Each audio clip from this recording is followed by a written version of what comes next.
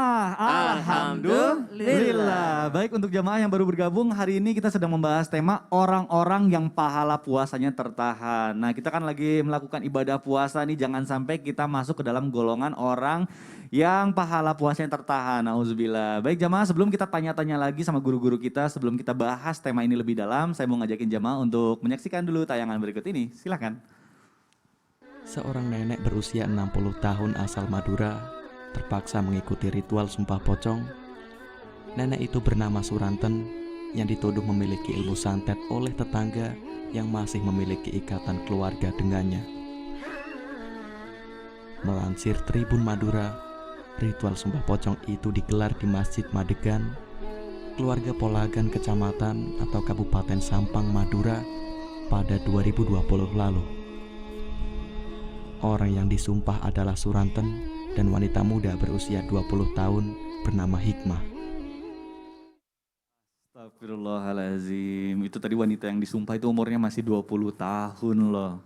Jadi merinding, saya tuh jadi sebenarnya gimana ya, nggak percaya tuh sama sumpah pocong seperti itu. Tapi saya banyak mendengar gitu, nah makanya saya mau langsung tanya aja nih sama guru kita. Kita ke Ustazah Nada dulu nih. Ustazah, ini sebenarnya relate ya, nyambung sama yang tadi nih masalah syirik nih. Dan apakah benar nih orang yang puasanya tertahan itu juga termasuk orang-orang yang sering mengucapkan sumpah palsu, jadi dikit-dikit sumpah, dikit-dikit sumpah. Nah ini mohon penjelasannya bagaimana menurut sudut pandang Islam mengenai hal ini. Mohon penjelasannya, silakan Ustazah Nada. Terima kasih Mas Mikdan, Ustaz Anwar, Ustaz Syam, Masya Allah. Bismillahirrahmanirrahim, alhamdulillah wassalatu wassalamu ala rasulillah. Sumpah palsu, Masya Allah. Itu mungkin bisa jadi menjadi jalan pintas dan jalan akhir bagi seseorang yang bisa jadi ingin menunjukkan kebenaran pada dirinya. Tapi hati-hati mengenai sumpah palsu. Kenapa? Karena masalah sumpah ini kan kerjaan lisan. Kerjaan lisan yang kalau dikerjakan sekali nggak ketahuan, 2 kali nggak ketahuan, 3 kali aman. Nah akhirnya jadi keterusan. Ya. Ini yang hati-hati. Jadi akhirnya itu jadi kebiasaan yang na'udzubillah min zalik, kita harus jauhkan itu. Kenapa? Karena sabda baginda Rasulullah SAW yang artinya Nabi pernah mengatakan kepada para sahabat, wahai sahabat-sahabatku, maukah kalian aku beritahu dosa-dosa yang terbesar? Kemudian baginda Rasul mengatakan 3 dosa terbesar. Yang pertama yaitu asyirku billah. Syirik kepada Allah, menyekutukan Allah. Sudah jelas, tadi sudah disampaikan bagaimana apa yang akan didapat bagi orang-orang yang syirik. Nauzubillah. Kemudian yang kedua, uququl walidain. Anak yang durhaka kepada orang tua. Tadi juga sudah disampaikan panjang lebar, Masya Allah. Mudah-mudahan kita jauh dari uququl walidain. Jauh dari anak yang durhaka. Kita memiliki sifat yang insya Allah menjadi yang birrul walidain. Anak yang selalu berbakti kepada kedua orang tua. Dan yang ketiga yaitu sumpah palsu. Masya Allah, ini sumpah palsu adalah perkara yang sangat zolim. Baik zolim kepada diri sendiri, zolim juga kepada orang lain.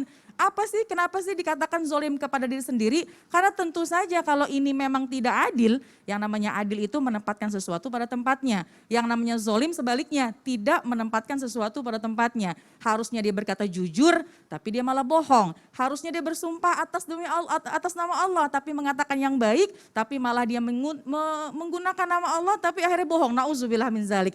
Ini yang harus dijaga. Apalagi tadi di usia-usia yang mungkin sudah senja, jangan main-main dengan hal begini. Bukan berarti usia-usia yang senja saja, semua usia. Hati-hati dengan yang namanya sumpah palsu, karena ini termasuk dari dosa-dosa besar. Kalau dosa besar ini tentu tidak cukup dengan istighfar, tapi tentu harus bertobat, berjanji tidak ingin mengulanginya lagi, dan juga hati-hati jamaah sekalian berkaitan dengan syirik. Syirik ini bisa zolim kepada diri sendiri, tapi juga bisa zolim kepada orang lain. Kalau saja berdusta, kalau saja berbohong, akhirnya melibatkan orang lain gak kenapa-napa, orang lain benar akhirnya disalah-salahkan, na'udzubillah min zalik.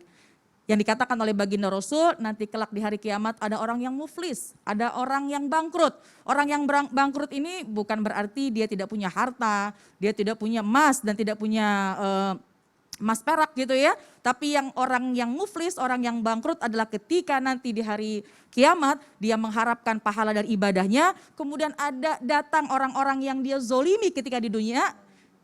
Orang yang dia zolimi ketika di dunia akhirnya minta pahala-pahala yang dilakukan ketika di dunia.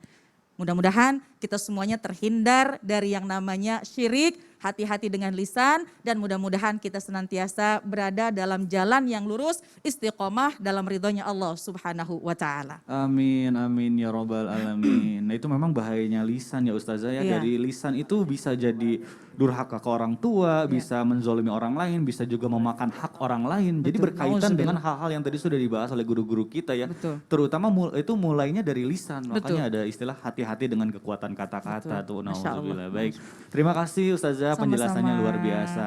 Nah sekarang memang zamannya digital gitu ya. Banyak nih anak milenial itu lebih punya cara untuk berbohong. Nah ini sekarang saya mau nanya dulu sama Ustadz Ahmad Ridwan. Ustadz Ahmad Ridwan. Iya. Tapi sebenarnya bukan anak milenial aja karena semua sekarang dari kalangan anak muda sampai orang tua juga pegang gadget ya. Nah ini ada beberapa ya bisa dikatakan anak milenial itu suka berbohong ngakunya puasa sama orang tuanya tuh biar terlihat hebat. Sahur gitu. diupload. Sahur gitu. diupload. buka Sarapan? Enggak. Sarapannya enggak. Bahkan nih ada salah satu grup WA nih saya juga kaget. Dia ngasih itu list mana aja warteg yang buka di bulan puasa. Itu gawat itu kan. Waduh dia bisa tahu. Nah ini juga bahayanya seperti apa nih buat orang-orang yang suka berbohong kepada orang tuanya. Apakah dia juga termasuk orang yang pahala puasanya tertahan. Kalau mau bisa suatu saat nanti dia bertobat nih, mohon penjelasannya Ustadz Ahmad Ridwan silakan. Ya izin Ustaz Nada, izin Mas Mikdad dan Ustaz Syam.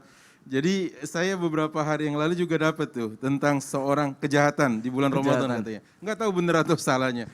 Katanya terhipnotis masuk ke dalam warteg katanya. Kok tidak sadar apa-apa. Begitu kenyang baru sadar katanya. La ilaha illallah. Jadi dihipnotis ya itu banyak alasannya. banget ini. Gitu saya juga Tapi mau saya enggak. daftar jadi korban. Ya, maka saya katakan begini, hati-hati dengan hal-hal yang seperti ini juga. Dalam arti bahwa sampai ada list daftar warteg yang buka di siang hari Ramadan. Mau Kacau ngapain gitu kan? Mau nertibin, mau kasih tausiah gitu ya. Baik, seperti ini kadang dilakukan bukan hanya sama anak-anak milenial sih ya. Betul. Orang-orang yang sebenarnya imannya yang bermasalah. Betul. Baik dia tua, muda gitu ya. Kalau anak-anak jelas enggak, karena belum wajib bagi mereka puasa. Nah, gimana dengan orang yang seperti ini? Apakah tertahan pahala puasanya? Ya enggak puasa, bagaimana berpahala gitu Bukan kan? tertahan lagi enggak Iya, dapat gitu. ya Ustaz. Ada sebuah kaidah mengatakan idza batala al-aslu batala ma fi dimnihi. Kalau yang asalnya saja, kalau yang fondasinya saja bermasalah, bagaimana yang di atasnya? Apa yang saya maksud dengan apa yang di atasnya? Yang di atasnya itu kejujuran, yang di atasnya itu persaksian yang jujur, bukan bersumpah palsu. Nah, yang asalnya yang dasarnya adalah puasa. Makanya kata Rasulullah SAW, rubba sa'imin laisa lahu nasibun min siyamihi illa al-ju' wal 'atash. Berapa banyak orang yang puasa, ini di sini ada kalimatnya puasa. Ya, dia tidak dapat bagian dari pahala puasanya kecuali lapar dan dahaga. Artinya dia puasa. Lah ini jelas-jelas kagak puasa. Ngomong ke depan orang tuanya, aduh lemes banget ya ini. Ngapa lu puasa? Ini kering, bibir pada kering ya. Padahal habis dilap itu. Ya teh manis sudah habis 2 gelas gitu kan. Nah ini yang saya katakan hati-hati sekali. Karena satu hari Anda tidak berpuasa, satu hari. Allah tidak terima puasa Anda kalaupun Anda ganti setahun atau sepanjang masa. Ya, barang siapa yang berbuka tanpa uzur syar'i, lalu dia kemudian membalasnya dengan puasa sepanjang tahun, Allah tidak terima. Makanya masalahnya bukan pahalanya sampai apa kagak. Ente kagak puasa, kata orang Betawi. Mau dapat apa Mau ya? dapat apaan gitu ya. Nah inilah ikhwati fillah azanillahu wa yakum, jama'in mulakan Allah Jalla wa'ala. Perlu diketahui kesadaran kita. Puasa berarti adalah kesadaran kita bahwa Allah melihatmu. Fa illam takun tarahu fa innahu yaraka. Anda tidak melihat Allah, ya. Anda tidak dilihat oleh siapapun makhluk Allah, tapi Allah melihat Anda. Makanya hadirkan semangat itu, karenanya puasa itu untukku kata Allah dan aku yang akan membalasnya. Masya Allah. Artinya apa? Allah langsung yang memonitor Anda. Anda boleh lemes-lemes gini ya, padahal Anda habis makan 2 piring. Ya, tapi Anda boleh kuat tenaga padahal Anda sedang puasa. Hati-hati sekali dengan masalah ini, bukan lagi pahala.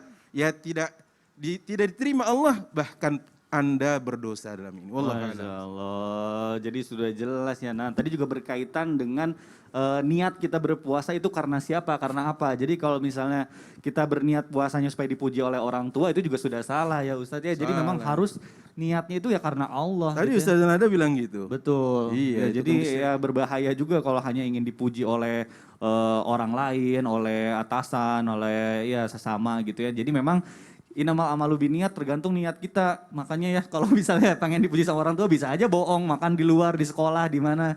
Nanti list wartegnya didatengin satu-satu. Yang paling lucu alasannya tadi kena hipnotis. Kena katanya. hipnotis itu Kena hipnotis tuh. agak nggak masuk akal juga, itu bahaya. Ini memang Masya Allah. Hipnotisnya setiap hari lagi ya? Setiap hari ya itu. Masya Allah. Masya Allah, Alhamdulillah. jago banget ilmunya tuh yang hipnotis. Baik jamaah, ini bicara soal puasa yang tertahan nih, masih banyak sekali orang-orang yang termasuk kategori dalam pahala puasanya tertahan. Nah makanya sebelum kita bahas lebih dalam, sebelum kita tanya sama guru-guru kita, saya mau ngajakin jamaah untuk nonton tayangan berikut ini dulu yuk. Silahkan. Aibtu Julius tetap tenang menanggapi pengendara mobil yang mengumpat karena ditilang setelah menerobos lampu merah di Simpang Imam Bonjol, Jalan Gunung Soputan, Denpasar, Bali, Senin 15 Februari 2021 pagi. Kejadian itu terekam dalam sebuah video dan viral di media sosial. Pengendara mobil berinisial RS itu berkata kasar sembari menyodorkan surat kendaraan ke petugas.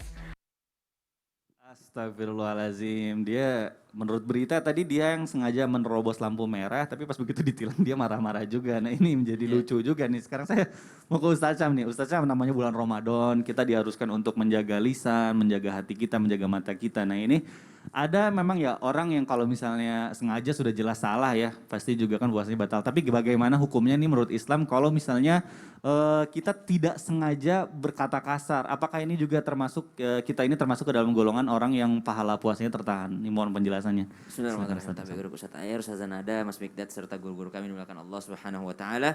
Bismillahirrahmanirrahim. Ternyata ada orang yang melakukan ibadah itu 3 tingkatan. Yang pertama ada yang melakukan ibadah sekedar menggugurkan kewajiban. Apa yang didapatkan dia? Ya dia tidak mendapatkan dosa. Ya gugur kewajiban tidak mendapatkan dosa, selesai.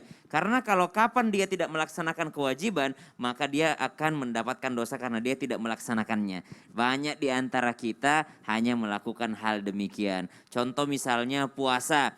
Habis sholat subuh nahan tidak makan, pas azan subuh ya, terbit fajar nahan tidak makan tidak minum sampai maghrib, azan maghrib. Itu puasa dia, niat puasa dia, tapi nggak sholat, sah nggak puasanya?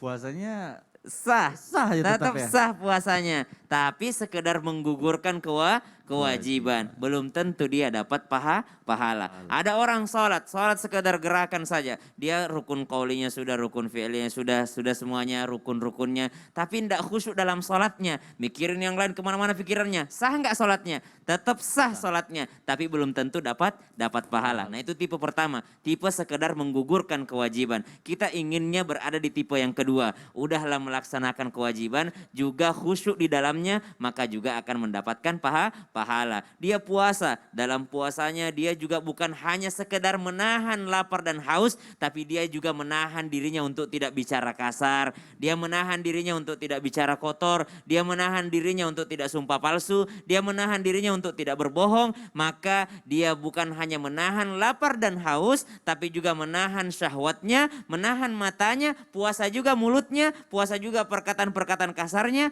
maka bukan hanya menggugurkan kewajiban tapi juga dapat pahala. Subhanallah, itu tingkatan yang kedua. Ada tingkatan yang paling tinggi, tingkatan yang ketiga. Siapa dia? Sudahlah dia menggugurkan kewajiban, dia juga dapat pahala dan dia juga mendapat pujian dari Allah Subhanahu wa taala. Siapa dia? Salat sekedar gerakan itu kan menggugurkan kewajiban. Salat dengan khusyuk itu mendapatkan pahala, tapi ketika melaksanakan sunnah-sunnahnya, ba'diyahnya, qobliyahnya, wudunya diperbaiki, bukan hanya mendapatkan pahala tapi juga mendapat pujian daripada Allah Subhanahu wa taala. Puasa sekedar nahan lapar dan haus, sekedar menggugurkan kewajiban. Puasa juga nahan diri untuk tidak bicara kotor, maka dia juga mendapat pahala. Puasa ditambahi lidahnya dibasahi dengan Al-Qur'an, maka bukan hanya dapat pahala tapi dapat bonus, yaitu pujian dari Allah Subhanahu wa taala. Banyak di antara kita masih melaksanakan kewajibannya ya sekedar yang penting tidak berdosa, yang penting gugur kewajiban. Padahal bukan itu tujuan kita, tapi la'allakum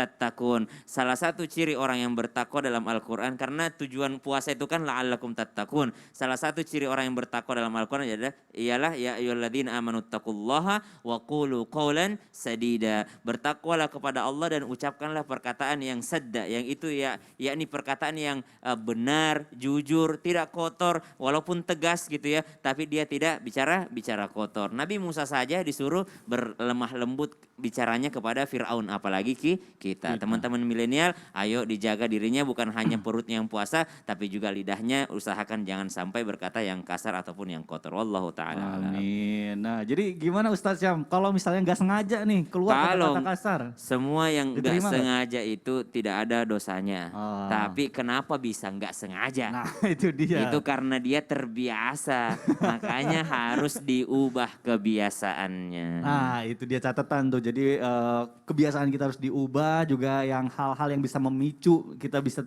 keluar kata-kata kotor itu dikurangi dengan salah satunya baca Al-Quran, kita ke Benar, masjid, dengar berzikir, tausiah, ya, iya. Masya Allah. Baik, terima kasih Ustaz Syam penjelasannya. Baik jamaah, luar biasa, seru sekali pembahasan kita hari ini, dan mudah-mudahan ini dari tadi jamaah benar-benar nonton ya, kadang suka ada yang nyatet juga nih, mudah-mudahan kecatat semua. Baik jamaah, setelah ini insya Allah kita akan menjawab lagi pertanyaan jamaah yang sudah masuk ke sosial media Islam Itu Indah, dan insya Allah juga nanti kita akan berdoa bersama. Setelah ini ya jamaah, tetap di Islam Itu Indah, jamaah oh jamaah, alhamdulillah. Lillah.